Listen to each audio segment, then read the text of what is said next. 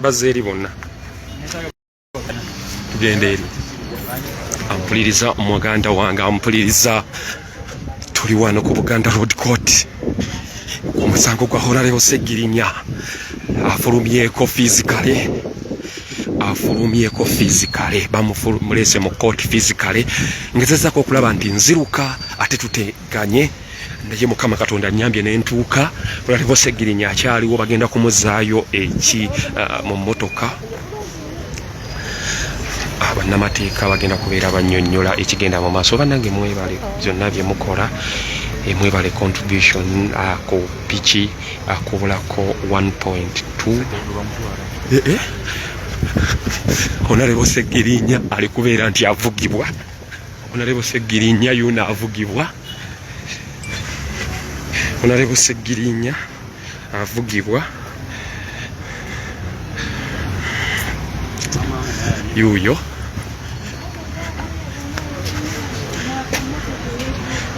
buli bamutwala ezigenda liteena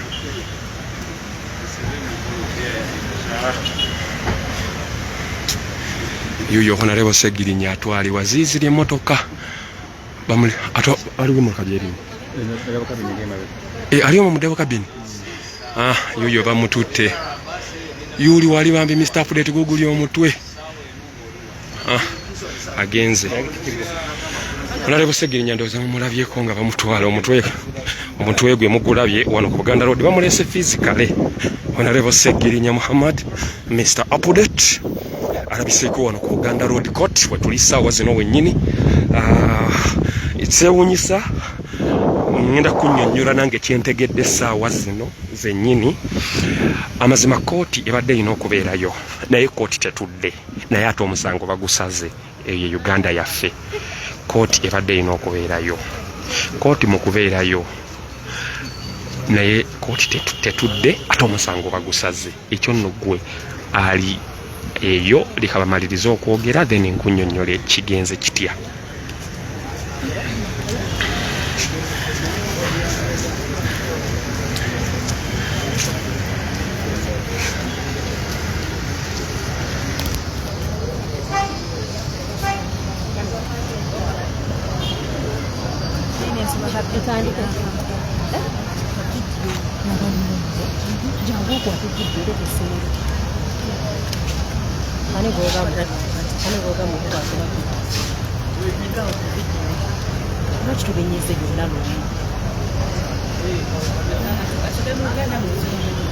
mu Luganda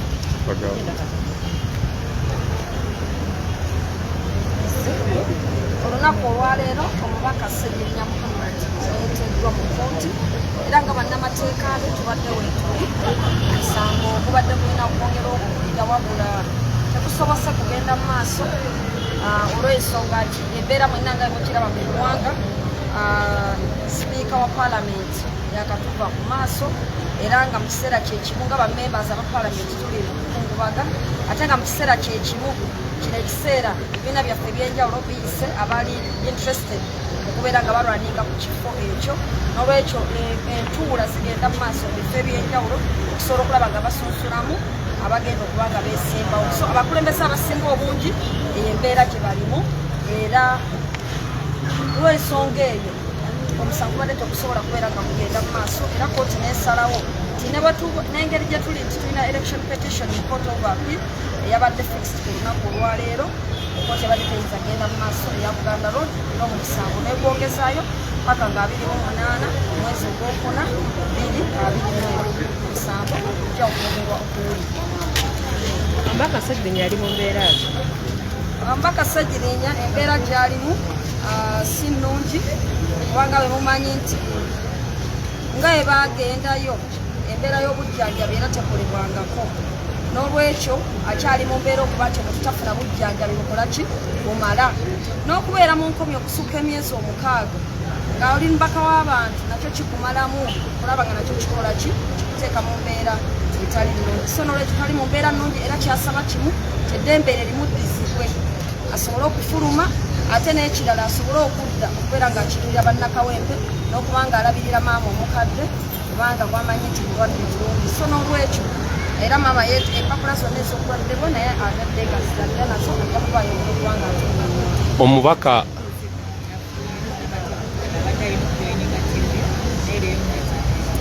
era ekimu ku bye tugambye nti twagala okwongera amaanyi n'obumu kunoonyereza n'okukola ku musango guno n'olwekyo tuyina okulaba nti owekitiibwa Kanso Ssegona Muhammad Kanso Ssegona Medard yaweereddwa instructions okuba nti naye yeegatta ku musango guno so nga munnamateeka omujja kimwetaagisa okuba nti ajjala atunda naye mu fayiro eno netugidisikasinga nga bannamateeka bali ku fayiro emu omusango ne gusobola okubanga ate gukwajja bulungi nga ffenna tutambulira ku layini emu ne kansobodde yakati omubaka Ssegirinya omubaka wa paalamenti nga gwe munnamateeka we kisoboka okulaba nti yeesimbawo ku bwa sipiika oba ku mumyuka we wadde taliiwo okusinziira ku nteekateeka eriwo kati mu ggwanga yakuba nti kati buli opposition caucus oba buli kibiina kikola enteekateeka okulaba nti kiyita abantu baakyo okugjayo empapula n'olwekyo ekyo kiba kisinziira nti ssemateeka aliwo agamba ki essaawa eno yakuyita abantu kugjayo ki empapula so nolwekyo honorable Muhammad Ssegirinya ng'ali mabega wa nkomyo tasobola kubaamu nangeri yayinza kuba nti ate aexpressinga omukisa gwe kuba nti alina ekifo kyonna kyayinza okwesimbawo okugjako nga ssemateeka owa ekibiina alina engeri ddala gyakola ki gyaprovidingamu okubeera nti omuntu asobola okugyayo empapula ekibiina kye ne kimusunsula ne kibeera nga kimusinduka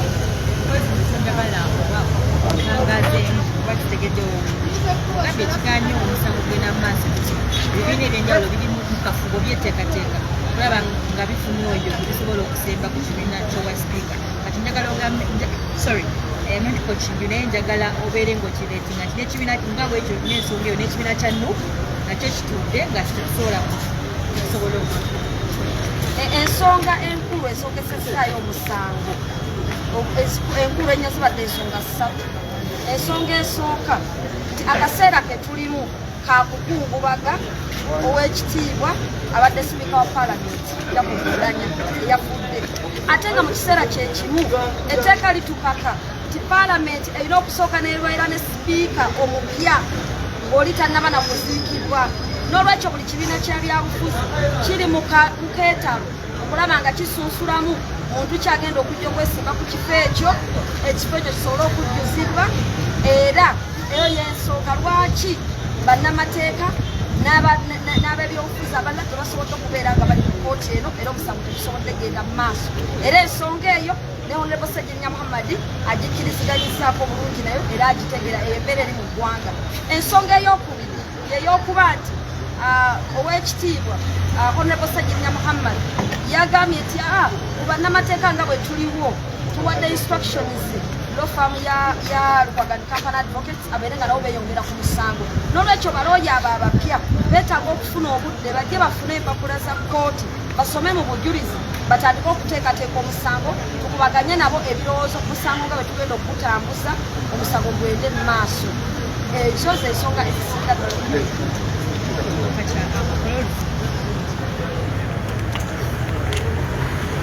ndowooza mpuliriza ensonga mugikanyiza ono golaba wano omukyala asoose ye mukyala wa honorable Ssegirinya omukyala golaba akutte empapula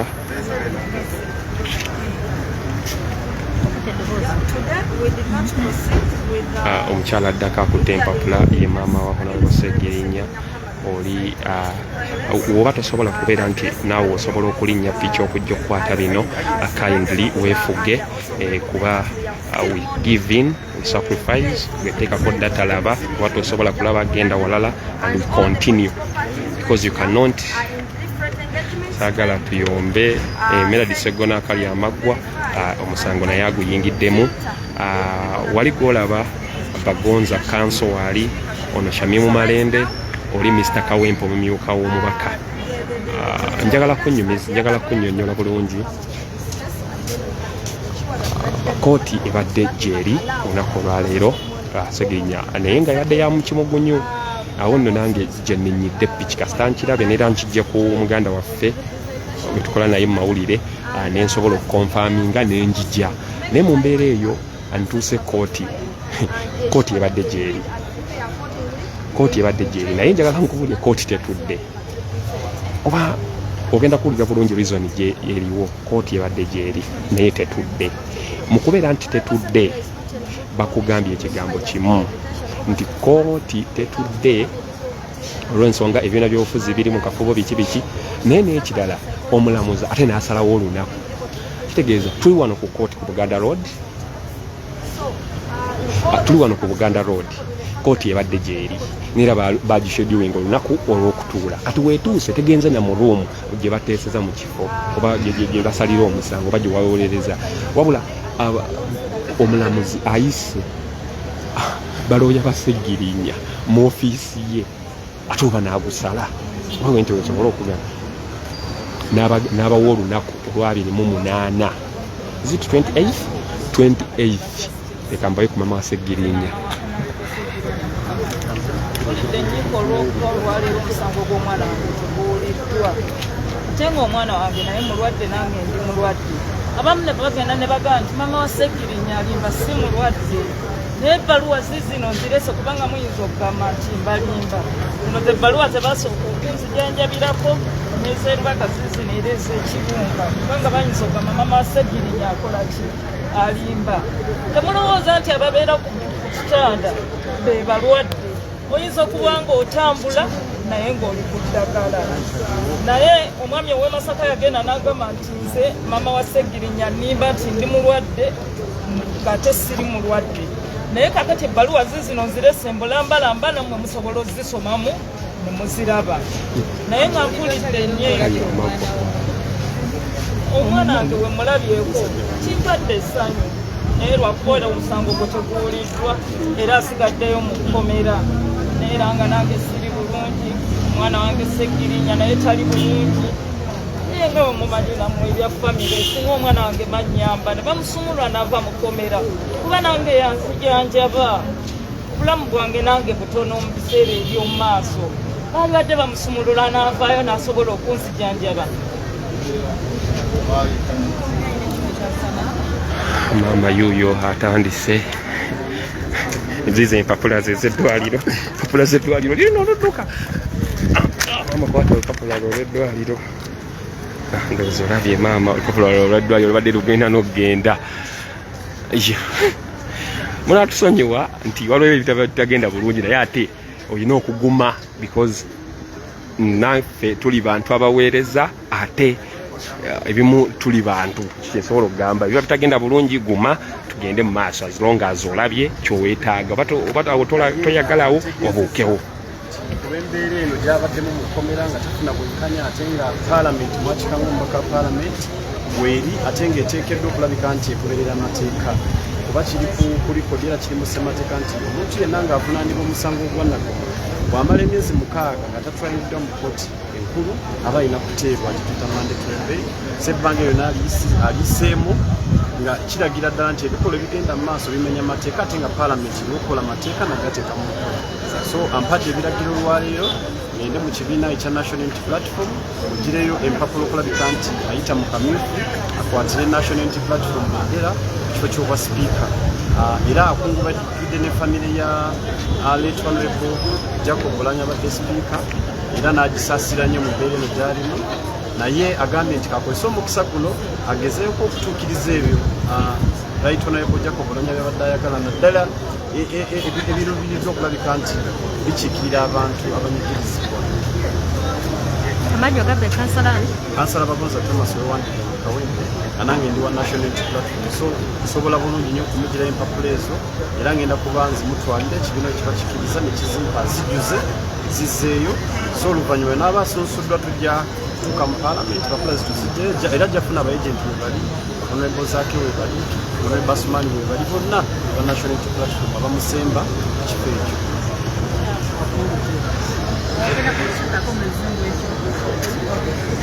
ampuliriza tuli wano ku Buganda Road Court nga wogiraba ebyaddala waliwo abadde wano eno manyi nze saagala nnyo kubeera kwa guno omulimu ebyaddala no one pays us tukikola lwa bulungi bwa ggwanga omuntu tamanya na ngeri gy'otambuddemu because piki tennaba kuddawo kubulako miliyoni y'essente emu mu emitwalo 10 yes naye tulina engeri buli omu gy'otambulamu okulaba nti ate oweereza eggwanga. Ekibuuzo kye nabuuzizza nange nkirowooza nti Honorable Ssegirinya kuba gye tumumanyi buli kimu yali talemwa. Olaba ne kuba KCC yajja n'ayisimawo Kubwa Sipiika n'afuna kamu ne tumuyita kamu. Naye alese agambye Kansoba Gonza agenda amugireyo empapula Kubwa Sipiika. Kati ne wabeerawo omu abadde ayina obuzibu n'amugamba tuli kyali mu the other one is a member of parliament and he can contest on that position. Kindly mwefuge ndi muntu nyiga oba nkola ki naye ebitubireeta wabula wemba mbuuziza naawe osobola okukirowooza nga wenkirowooza because engeri gye nkirowoozaamu noyi naye ayinza obeera nga yakirowoozaamu naye nga Kansoba Gonza bamulekedde omulimu omunene agende afune empapula mu National Unity Platform. Honorable Ssegirinya Muhammad asobola okubeera nti avuganya ate Kubwa Sipiika. Eyo nno si byange wabula Kansoba Gonza ayogedde ne Honorable Ssegirinya face to face. Video ngenda kubeera njita Honorable Ssegirinya bamuleetedde mu double cabin 2 eza prison neera video eyo musobola okugiraba ababaddeko nga mulaba omuntu gwa Honorable Ssegirinya mu double cabin yeyo embeera gye bamututtemu abamututte bye bamulese physical mu Kootti kuguno musango ki sigwe gwe Masaka banaye gine emisango gyawukana waliwo gwe bamuvunaana ogwa violence ogwotino yakuma bantu omuliro ku social media ogonno gumu kale nabya n'ogwebijambiya kale ate guno lwaki balese Alani Ssewanyana nti gwe balese Alani Ssewanyana sigwe gwebijambiya guli ogwebijambiya ogubavunaana guli Masaka Masaka Kootti oba yo yaddi nkwalero ya njiwo ya Shamim Malende agenda kubeerawo ngenda kubeera mu buuza ate Kootti ya Masaka yo yaddi temukugire emisango emibiri gya njawulo waliwo gwe bamuvunaana nga kino mu kivalanga Alani Ssewanyana ow'Emakindi West Taze okitegeera kyovola banga Alani Ssewanyana MP wa Makindi West Taze guno baguvunaana Ssegirinya bwomu nga kye yakola okulaba nti mbwa akuma mbantu omuliro kuki ku page eya Ssegirinya Muhammad fans page ogwo gumu ne wabeerawo ogwokubiri guno ogumuvunaanwa nti bakuba batima abantu ebijambiya janjawulo guli ne waguwangula guno nga tannaba byonna basobola okusigala nti bamukola ki bamukwata kale ku nsonga z'amateeka agamenyebwa ag'eddembe ly'obuntu nekituyita constitutions oba rule of law ampadde ebiragiro olwaliro ngende mu kibiina ekya National Unity Platform gyali memba ate nga nange ndi memba mugireyo empapula z'okwesimbawo kifo ky'obwa sipiika wa paalamenti era amaze okumpulira bagenda musemba mu nsonga eyo nga bakibiina kyekimu ate nga babaka ba paalamenti so kyetuzaako okulabika nti singa abaakutte ekifo ekyo era ng'akwatidde National Unity Platform ticket oba flag n'awangula ekifo ky'obwa sipiika ye ng'ali mu makomera alaba experience bannayuganda bangi gye bayitamu ajja kukozesa omwaganya gw'okubeera sipiika wa paalamenti okulabika nti alwanirira enfuga ya ssemateeka mu ggwanga Uganda. Ssaawa zino wenjogerera ngenda Kigo kwongera kufuna monitors kuba wano police tenzikiriza ne prisons tebatukkiriza kwongera bisingako then wenvaayo ngende butere kitebe kyaffe kya National Unity Platform kamwokya anyongere okulabika nti manya process nga bwetambula zijeyo empapula zimutwalira zijjuze era nzize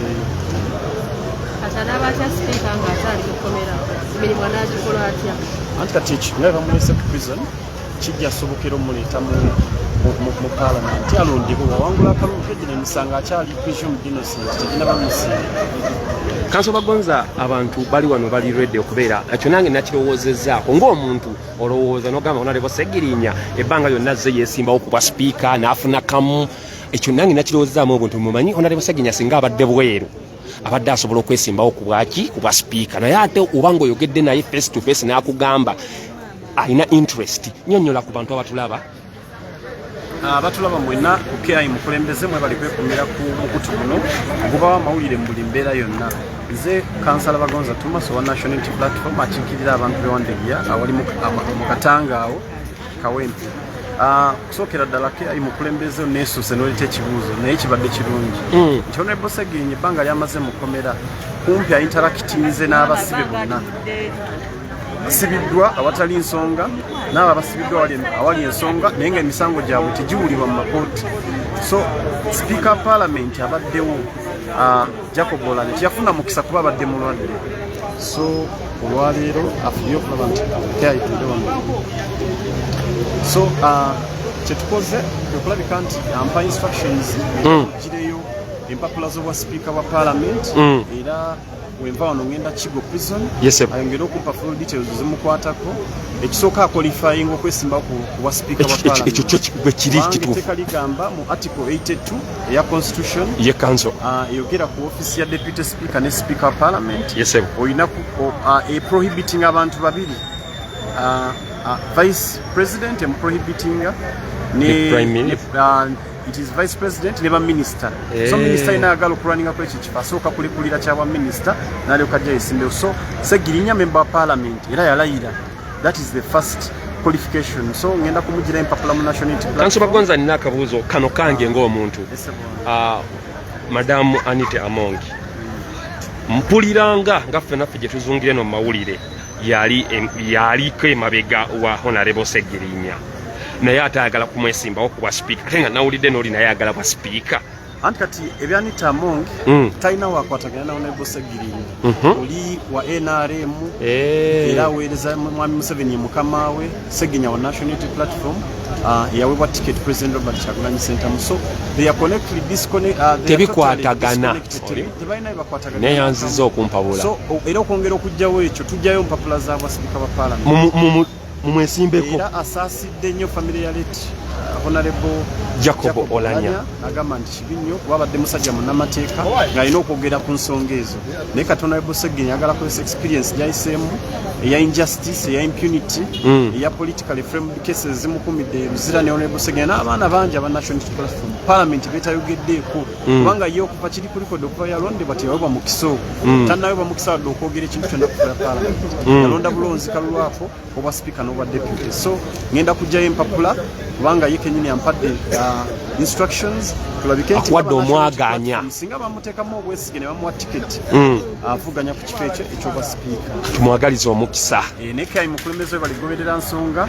era akwebazizza nnyo olwa updates z'owa abantu mu buli mbeera yonna kale nange kyova labanga nekayi mukulembeze sebo nange njagala okwebaza omulimu omunene gwokola ate okusaasira olwa bajaji eyabbiwa omanyi abanyampi bano baga kayi mukulembeze tuyinza obutasobola mubuzaawo mu drone kuba yeebereramu naye katumuggyeko bajaji ene mutuusa buli wamu wonna abayagala so simanyi bisumbuwa naye nange ndi mukwekolamu mulimu amiina saawa yonake n'abansobodde ngenda kaleeta kuba tukwagala ku kidduka amiina neyanziza nnyo Kanso Bagonza oyo Kanso mumuwulidde abaddeko nekyayogedde n'agamba nti embeera eno agiwulidde bulungi agenda kubeera ajjayo empapula z'omubaka ate kimusobozesa okulaba nti yesimbawo okuba sipiika ate asobozesa okulaba nti yesimbawo okuba sipiika bwa paalamenti awo nno ngenda kukuleeterako kwa omuyambi bamuyita omuyambi w'omubaka e Kawempe North oyo nno nani other than omwami oyo golaba mu maaso go aje muyambi w'omubaka tugenda mubuuza ebibuuzo tebigenda beera bingi nnyo tugenda mubuuza Honorable Ssegirinya akomawo ddi mu kkooti eno ate neye Masaka Ssegirinya okusokera ddala njala okwalamusaako mwena abeekumidde ku KI mukulembeze tena okwebaza nti weebale kukwasaganya mirimu gyonna amiina sebo nja kusaba bonna bali ku live nti ekidduka kyaffe baakitwala gavumenti ndowooza era kuba ogenda n'osaba footage ne bakulimba kansuubire nti batandise okukola contribution okulaba nga tuzaawo ekirala Honorable Ssegirinya leero abadde mu kkooti physically eya Buganda Road era omulamuzi omusango nakkiriza ogwongezaayo nga 28 omwezi ogujja ate olunaku olw'enkya nga 23 tulina kkooti e Masaka yakye kubigambibwa nti yeenyigira mu bijambiya enkya kkooti ndala ye Masaka era olunaku olw'enkya tulina essuubi ddene nti oweekitiibwa omulamuzi yawa instructions omuwabi wa gavumenti omwami Birivumbuka nti bw'abeera nga tavuddeeyo na evidence enkya naku z'omwezi mmeka Honorable Ssegirinya enkya luyinza okubeera breaking story eyinza obba breaking story kale mwenye ensonga mbadde nsaba ompulirizeeko nti webamutta e Masaka eno bamuwa beyira eno ali ku beyiro kitegeeza taddamu kukwatibwa abataddamu kukwatibwa kale situla emboozi era bw'anaaba ateerebbwa tujja kubeera nga tubawa updates zonna kuba ffe kyetusinga okwagala okubeera nga afuna eddembe lye ery'obwebange kuba kati tuli myezi ndowooza nga 7 egisoba 7 abantu baffe aba Kawempe North tebakiikiriddwa abantu baffe ab'omu diaspora tukijjukire nti baganda baffe ab'omu diaspora yali yeewaddeyo abakiikirire mu paalamenti y'e11 era nga eddoboozi lyammwe erya parliament ye-10 njijukira mwali omuwadde ebifo bibiri diaspora representative ne Kawempe. So kati ekifo tekinnajjuzibwa era kyalina obuvunaanyizibwa obwo. So baganda bange abali mu diaspora tulwane bukubirire, buli omu akozesa internet, buli omu akozesa omukutu gw'alina tusobole okubeera nga tubanja Honorable Comrade Ssegirinya Muhammad. Abantu bagamba ku kyekigere babuuziza ekigere kye kyawona abanga bakivunze. Ensonga z'ekigere ekyo tukyakivumirira nnyo kubanga kikyamuluma era obujjanjabi alina okusigala ng'afuna obuki alina okusigala ng'afuna obujjanjabi. Bwe tuba tufunye omukisa ogugendayo ekigo tumutwalira ku ddagala ery'ekinnansi twandiyise ery'ekiganda kulaba nga bamuteekako kigenze kikala naye era nga kyetaagira ddala specialized treatment kulaba nga tumuwonya kansa. Abantu baagala kumanya kuba sipiika kuba oli muyambi we ate atuuliddeko Honorable Bagonza bafunyemu akafubo naye ne boogeramu namugamba asobole omugirayo empapula nga gwe omuyambi w'omubaka nkimanyi nawe ekyo kimanyiko osobola okittanyiza abantu abakulaba. Honorable Council Thomas Bagonza aweereddwa obuvunaanyizibwa obwo era bumuwadde si mulala nani other than Honorable Dr. Mr. Ssegirinya Muhammad. Ekyo simanyi simanyi nti oba okimanyi. Nebadda abantu kutandika ggulo abantu mpuli abamuyita Honorable Ssegirinya Speaker taliiwo nange kwe kusalawo. Ekyo kya Dr. kyamweba bannakawempe no oluvannyuma lw'okubakolera ennyo mu nnaku 10 ezasooka kubanga olaba byalema ba professors olaba byalema abasajja abayivu ennyo abalina zi PhD ne bibalemerera okukola mu parliament. Kati ye bwe yayingira mu parliament e-11 n'asobola ddala bulungi nnyo okufuula Kawempe North constituency yeetengeredde. So okudda ku mulamwa gw'obwa speaker Honorable Council Thomas Bagonza omubaka Ssegirinya Muhammad amuwadde obuvunaanyizibwa obw'okubeera nti amugendera mu kibiina amugireyo nomination forms kulaba nga ekibiina kimusemba era kimusunsula okulaba nga avuganya ku bwa sipiika bw'eggwanga Uganda. Kinajjukirwa nti ategeezezza Bagonza nti ebirooto Honorable Jacob Oulanyah byabadde nabyo mu parliament eye-11 Honorable Ssegirinya asobolera ddala bulungi nnyo bituukiriza n'okwongerera ddala okulwanira eddembe ly'Abannayuganda ng'ayita mu parliament. Kale ndowooza oyo mumuwulidde ye muyambi w'omubaka si byange muyambi w'omubaka mpozi ng'olina by'oyagala okugamba Abannayuganda oba n'okubeerako nebyottaanya mpozi bannakawempe no buno bubaka bugenda eri bannakawempe no twongeremu amaanyi mu kubanja omubaka Honorable Ssegirinya Muhammad musirise nnyo amaanyi go geetaagisa naddala mu kaseera nga kano period gye tulimu enzibu ennyo ey'okulaba nga Honorable Ssegirinya afuna obwenkanya twongeremu amaanyi buli mwaka akozesa kyakozesa ng'ayita mu mateeka okulaba nga abanja omubaka Honorable Ssegirinya Muhammad. Abatumidde nnyo era omutima gukubira gye muli bannakawempe North abaagala nnyo. Kale oyo ye muyambi w'omubaka mbeebaza olw'okubeerako mwebale kubeera ku kaayi mukulembeze ebyaddala piki yaffe nkozesa rabadaba style kasita nkirabye ebyaddala agundi eyo neera osobola ogenda ku page njiraba Kootti source ngijje ku map bidia kusalawo nange nenjiteekayo then after I called someone responsible ne mubuuza is it true that Honorable Ssegirinya he has appeared physically in the court of Buganda Road. The person told me it is true where I boarded a border immediately from where I stay. Within a shortest period of time mbadde ntuse ku Kootti eyo gye bayita Rabadogo style basobola okutumalamu amaanyi abasobola okutumenya amagulu naye omutima guli gwoba oweereza tetuweereza anti tuweereza olw'okuba ki wabula twagala kuweereza abantu abali mu diaspora abali ebweru w'eggwanga abali ewala ne wendi nti nga gwe oli kalamoja wabula tosobola tegeera kiki kigenda mu maaso wano wendi wabula oli soloti oyagala kumanya ebikwatagana ku Honorable Ssegirinya oba omuntu wo yenna definitely ogwo mulimu at least mu busobozi bwange nja kubeera ntryingako okulaba nti nkuweereza ekyo kyo wooli wendi nga gwe toliiwo wabula nga ate kyetaagisa okumanyisibwa as long as kigatta ku struggle. That is what I kyenasalawo, that is what I decided to present okuweereza gwe gyotali wabula nga amawulire gagattako nga gasobola okubeera nti gakutuukako. Kale ebyaddala yenna mukwano gwange muganda wange ampuliriza nga oyagala kunyambako ku akasente kakasigaddeyo si kangi ebyaddala neebaza muganda wange Fred Lumbuye Kajubi neebaza Fred Lumbuye Kajubi neebaza nja kubeera neebazawo mu maaso ku bantu abagezaako okukwatako si bangi nedda si bangi wabula basondesa mulamwa basondesa mulamwa okulaba nti sawa zino wabulayo miliyoni 1.2 ogwo mulamwa gwennyini wabula si kugamba nti bangi nnyo mbu ate bayinza anti mumanyi mulimu ate abasonda balina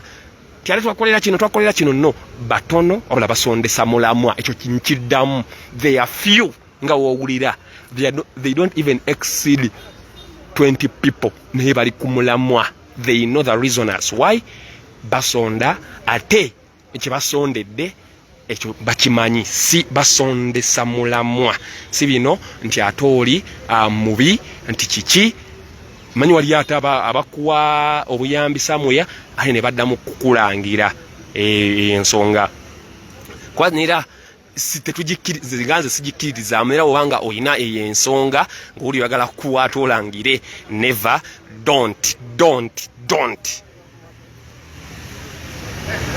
kale yeyembera nsobodde okulaba nti kasita confirming nze nensobola okubeererawo okujja okubeera okuba nebeererawo okulaba nti mpeereza amawulire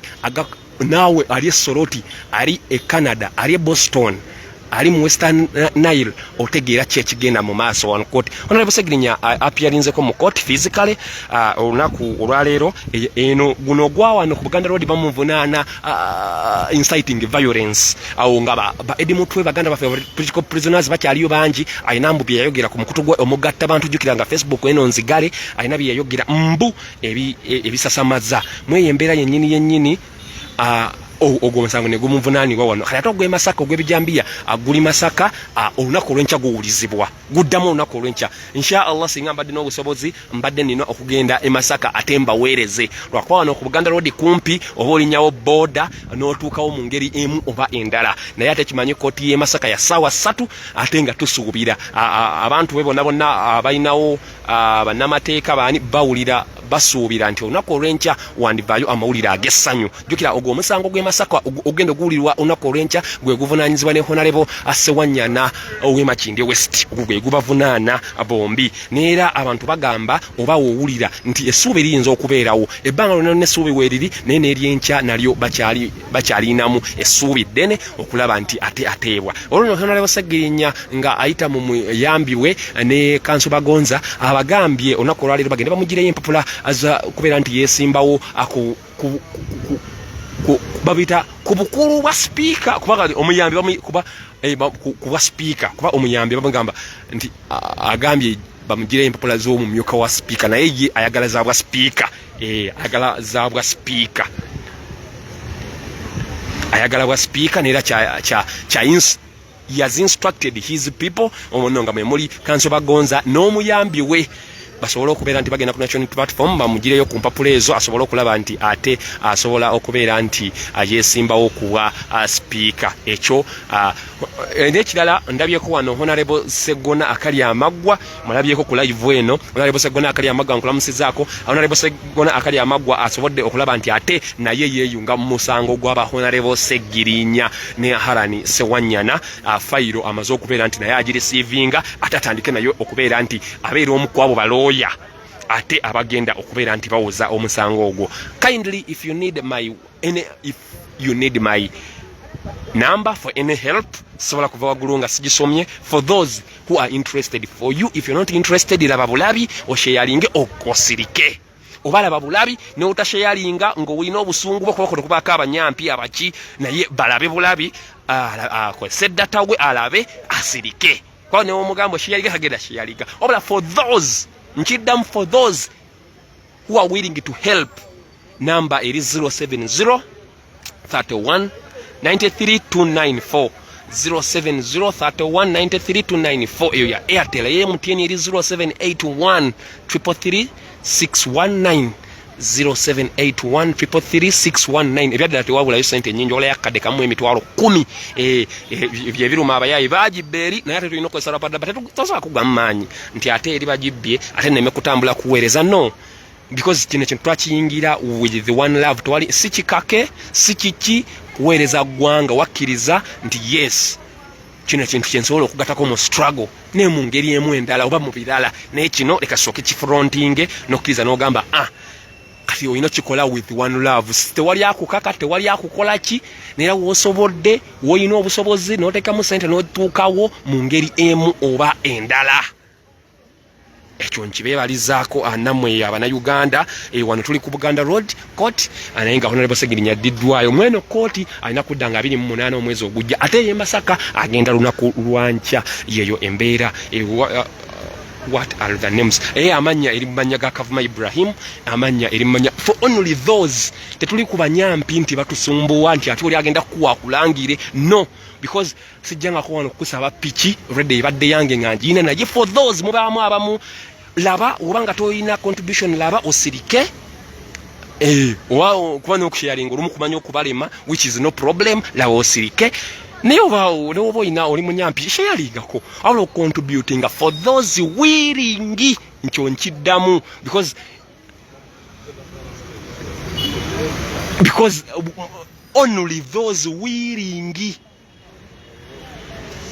Naye nga Honorable Ssengirinya Kubwa Ssegona asobodde okubeera nti naye ayingira mu musango gwa Honorable Ssegirinya asobole okubeera nti abawolereza amannya gereeta enamba olwangambiddamu enamba leka njiddemu omulundi mpola wabere waziwandiikawo mu sentence emungi piningemu eddakiika nga 2-3 nsobole okubeera nti nziruka 070 31 93 294 070 31 93 294 eyo ye Airtel. MTN 0781 333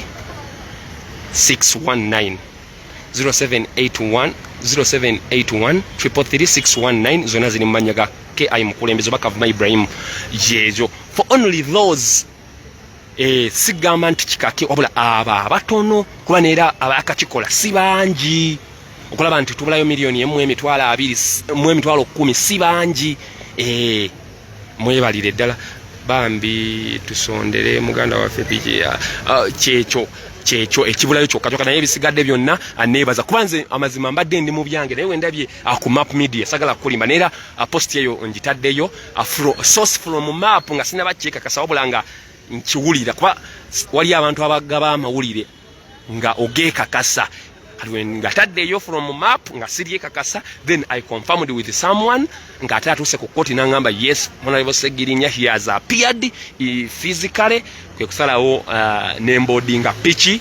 nza sente yuzi ensabye izo zose zifuddeeko wabula nsazeewo njijemba weereze tulabe bulungi wabula nsazeewo okulaba nti njijemba weereze bulungi tutegeere bulungi Honorable Ssegirinya. Kwanza nange nabadde nkyoza Honorable Ssegirinya sagala kulimba oba fujjo oba byaddala oba kiki kuba ye amazima mu leadership gundi ye gye tuzze tumulaba mu leadership formation ye buli kifo akibaatisa oba akirumba oba kiganya kwana oba speaker wa KCC yabulumba n'afuna akalulu ke kamu naye nabadde nze nange nabadde nkirowooza bulungi nga nkimanyi bulungi Honorable Ssegirinya alina okwesimbawo kuba speaker. Nera wentuuse wano nempulira bayogedde nabo for example omuyambi we ne Honorable Bagoza n'abagamba munjigireyo empapula n'abagamba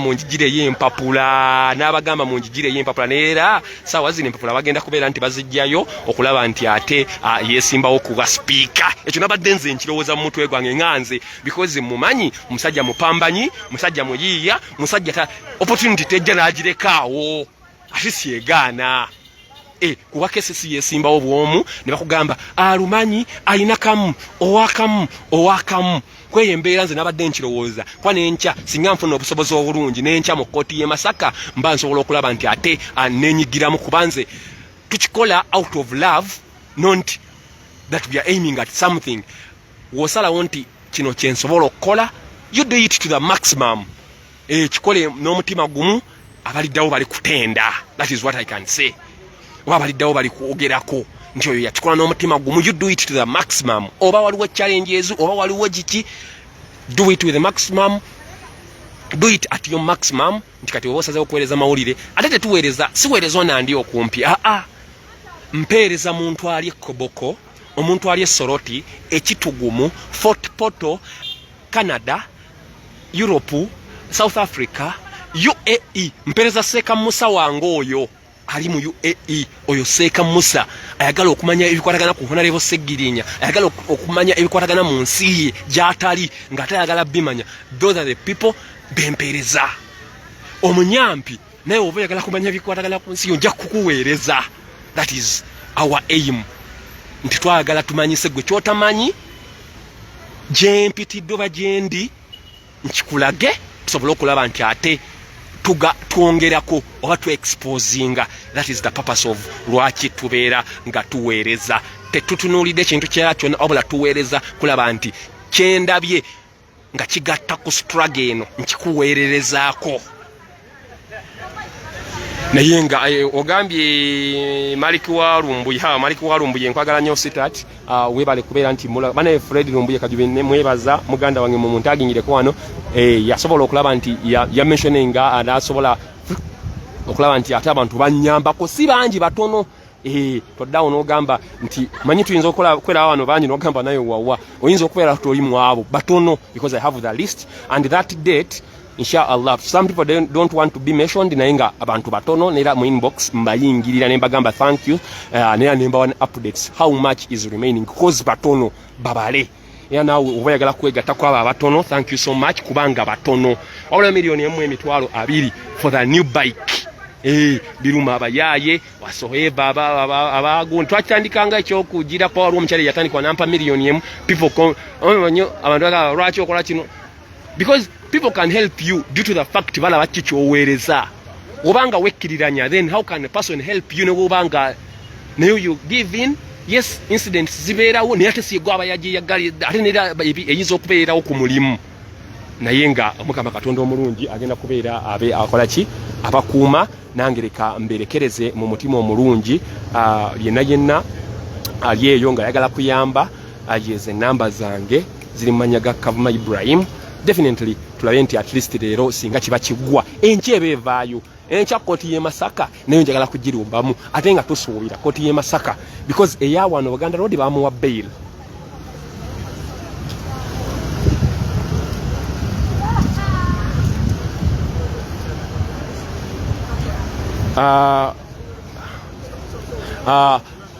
Gundi eyawano bamuwa bail eyite banamu wa bail naye eyeri e Masaka staba mu bail ku yebijambia definitely ne batasobola kumukwata wadde omusango gubeera mu Kootti naye abeera ku bail. Are you getting my point? Nti ali mu Kootti bbiri eye Masaka ne eyawano ate Honorable Alan Ssewanya ali mu ya Masaka yokka kate eyawano bamuwa bail ate eye Masaka tebamuwanga bail kati ya Masaka bamuwa bail eno naye aba free naye ngali akyali mu Kootti. Okitegedde that is it mbebaza olw'okubeera kongera kubeera mberekereza naye yenna oyo mwaba abatini asobola okubeera nti alina kyagattako akakadde akamu mu emitwalo 10 akabulayo kiba kiwedde. Kale ngenda kubeera mberekereza Omukama Katonda omulungi abawe ebisinga okubeera ebirungi kyayi mukulembeze live at Buganda Road Court.